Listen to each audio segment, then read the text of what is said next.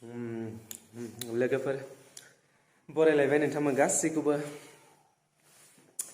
आंनि चेनेलाव दा आङो नोंथांमोननि सेराव नैबे भिडिअखौ लाबोनायनि मेन उद्देश्यआ जाहैबाय जे जायफोर बिथांमोना इउटिउब चेनेल दङ आरो 1000 साबस्क्राइबार 4000 वाच टाइम जाखांनायनि उनाव जेब्ला मनिटाइजेशन खालामगोन बेनि उनावहाय जेब्ला नोंनि चेनेलाव $10 जागोन अब्ला नोंथाङा फिनखौ माबायदि एप्लाइ खालामगोन बेखौ आं नैबे समाव फारि फारि फार्स्टनिफ्राय देखायलांनो नागिरदों। आसा खालामो नोंथांमोना आंनि बे भिडिअखौ जागायनायनिफ्राय जोबजासे नायलांथारो बिनि थाखाय आं नैबे समाव खावलायनाय जाबाय। स' नायलांबाय थादो बिदिबा नोंथांमोना। बे भिडिअखौ आङो जायफोर माने निउलि इउटिउब चेनेल खुलिदों बिथांमोननि थाखायसो खालामनाय जादों। नोंथांमोना नायलांबाय थाबानो जाबाय। गिबियावनो नैबे क्रोम ब्राउजार एप्सआव क्लिक खालामनानै होनांगोन। बिनि उनावहाय सार्च बाराव गुगल एडसेन्स टाइप खालामनानै सार्च खालामनांगोन। नैबे समाव आं नोंथांमोननो लिरनानै देखायदों गुगल एडसेन्स। बेनि उनावहाय सार्च खालामदो। सार्च खालामखांनायनि उनाव बेबायदि नुजागोन नोंथांनि मबाइलावहाय। बेनि उनावहाय नै गाहायाव मोनसे साइन इन दङ ना, बे साइन इनाव नोंथांमोना क्लिक खालामनानै होनांगोन। आं देखायलांगासिनो फारि फारि नोंथांमोना नायलांबाय थाबानो जाबाय। आङो दा क्लिक खालामनोसै। साइन इनाव क्लिक खालामबाय। बेनि उनावहाय नोंथांनि मबाइल स्क्रिनावहाय बेबायदि नुजागोन। जेसेबां माने जिमेल दङ बे गासैबो नुजागोन। बेनिफ्राय जाय जिमेलखौ लानानै नोंथाङा इउटिउब चेनेलखौ खुलिदों बेखौ क्लिक खालामनानै होनांगोन। आङो क्लिक खालामबाय। बेनि उनावहाय नोंथांनि मबाइल स्क्रिनावहाय बेबायदि नुजागोन पाब्लिशार आइडि, बेनिफ्राय एकाउन्ट्स टाइप, नेम, एड्रेस बेबायदि नुजागोन। बेनि उनावहाय गाहायाव कन्टिनिउ अपसन दङ। बे कन्टिनिउ अपसनाव नोंथाङा क्लिक खालामनानै होनांगोन। दा आंबो क्लिक खालामनानै होनोसै कन्टिनिउ अपसनाव। बेनि उनावहाय कन्टिनिउ अपसनाव क्लिक खालामनाय लोगो लोगो बेबायदि नुजागोन योर साइट। आंहाथ' वेबसाइट गैया, बेखायनो नैबे बाकसाव I don't have a site yet इयावहाय क्लिक खालामनानै होनांगोन। अब्लानिया राइट सिन जाखांगोन। दा बेखायनो आङो बेयावहाय क्लिक खालामनानै होनोसै। नोंथाङाबो जुदि वेबसाइट गैयाबा बेबायदि क्लिक खालामनानै होनांगोन नैबे बक्सआव। दा आंबो क्लिक खालामनोसै। आच्छा, बेनि उनावहाय गेट मर आउट अफ एडसेन्स बेबायदि अपसन फैगोन। बेनि उनाव बे सानिखौ क्लिक खालामनानै होबाय। बेनिफ्राय नै गाहायाव बेबायदि माखासे टार्म्स एन्ड कन्डिशन दङ। बेखौ फरायनोबो हागोन आरो फरायाबाबो जेबो नङा, बेखौ स्किप खालामनो हागोन।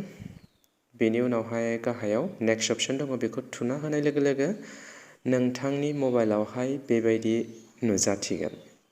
बेनि उनाव नोंथाङा नुदोंना बै गोजौआवहाय मोनसे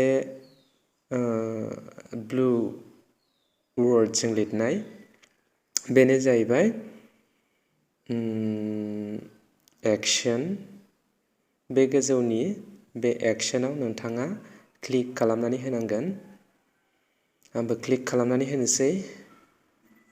नायलांबाय था नोंथांमोना फारि फारि, अब्लासो आबुङै बुजिगोन।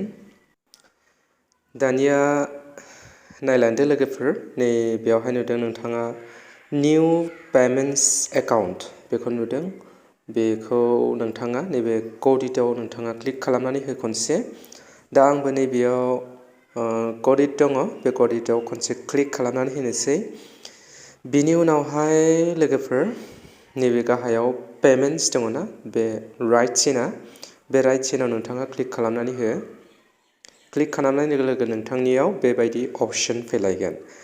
दा बेखौ खामानिखौ मावनायनि आगोल नोंथाङा नोंनि जि डकुमेन्ट्स, पान कार्डआनो जा, ड्राइभिं लाइसेन्सआनो जा, बेखौ बरियानो नोङो एडिट खालामनानै लानांगोन। सारिख'निया गासैखौबो नुनाय बायदि एडिट खालामना लानांगोन। बेनिफ्राय नोंथाङा बैखौ फिलआप खालामबानो जाबाय।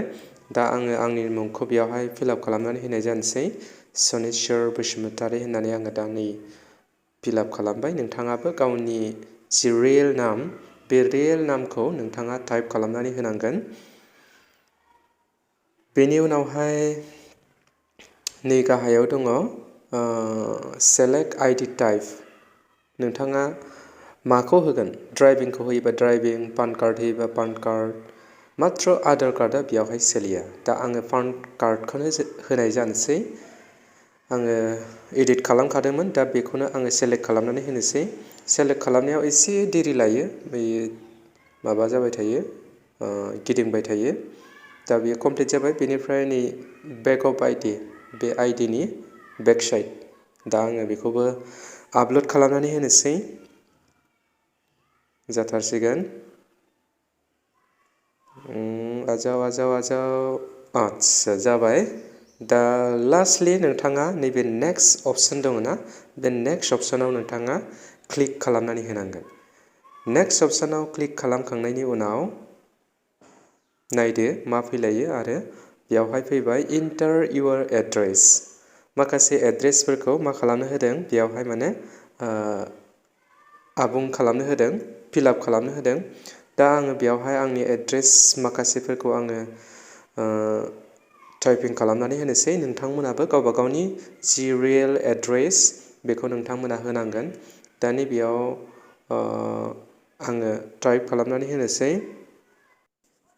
दा नैबे समाव आङो आंनि जि एड्रेसफोर बे एड्रेसफोरखौ आङो फारि फारि फिलआप खालामलांनोसै नोंथांमोनाबो गावबा गावनि एड्रेसखौ मोजाङै फिलआप खालामनानै होबानो जाबाय मानो होननानै बुङोबा नैबे पिनआ USA निफ्राय फैगोन नालाय बेखायनो गासैबो एड्रेसफोरखौ क्लियारै मोजाङै लिरनानै होनांगौ दा आङो नैबेयाव स्ट्रिट एड्रेसखौ टाइपिं खालामनानै होगासिनो दङ नोंथांमोनाबो गावबा गावनि जि स्ट्रिट एड्रेस बे एड्रेसखौ मोजाङै टाइपिं खालामनानै होनांगोन आङो मानिफ्राय मासिम सफैगोन बे लामाखौ आङो आबुङै बेयावहाय लिरनानै होनाय जाबाय दानिया गाहायाव मा फैदों नायदो APT सुइट एक्सेट्रा बेनिफ्राय टाउन दङ टाउनखौ आङो गुवाहाटीखौनो होनोसै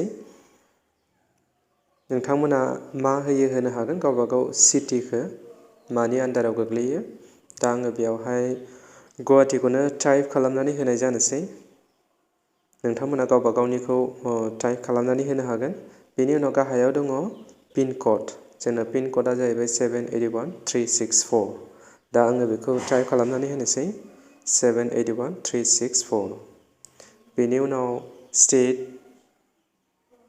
स्टेटखौ गावबा गाव स्टेटखौ बेयावहाय सेलेक्ट खालामदो आङो आसामनि नालाय बेखायनो आङो आसामखौ सेलेक्ट खालामनाय जाबाय दानिया लास्टलि बेयावहाय दङ बेक आरो साबमिट जुदि गासैबो एड्रेसा जुदि क्लियार जाबायबा बेयावहाय नोंथाङा लोगो लोगो साबमिट खालामनानै होनो हागोन दा आङो नै गोजौनिया एसे मिस्टेक जानायखाय आङो गोजौआव एसे लिरफिननाय जादों दा बेनि उनावहाय बे क्लियार जानाय लोगो लोगो आङो बेखौ साबमिट खालामनानै होनोसै बेबायदिनो लोगोफोर गासैबो एड्रेसफोरखौ फिलआप खालामखांनायनि उनाव नोंथाङा बे साबमिट बाटोनाव क्लिक खालामबानो जाबाय आंबो नैबे समाव साबमिट बाटोनाव क्लिक खालामनानै होनाय जाबाय बेनिफ्राय नै नायदो भेरिफिकेसन साक्सेसफुल अलरेडि मा जाबाय पिनआ माने एप्लाइ जाबाय आरो बेनि उनाव 2 उइक्स बा 3 उइक्सनि गेजेराव बियो अलरेडि आमेरिकानिफ्राय आंनि एड्रेसाव बियो सफैसिगोन आरो स' नोंथांमोनाबो बेबायदि एप्लाइ खालामबानो जाबाय स' बाय बाय लोगोफोर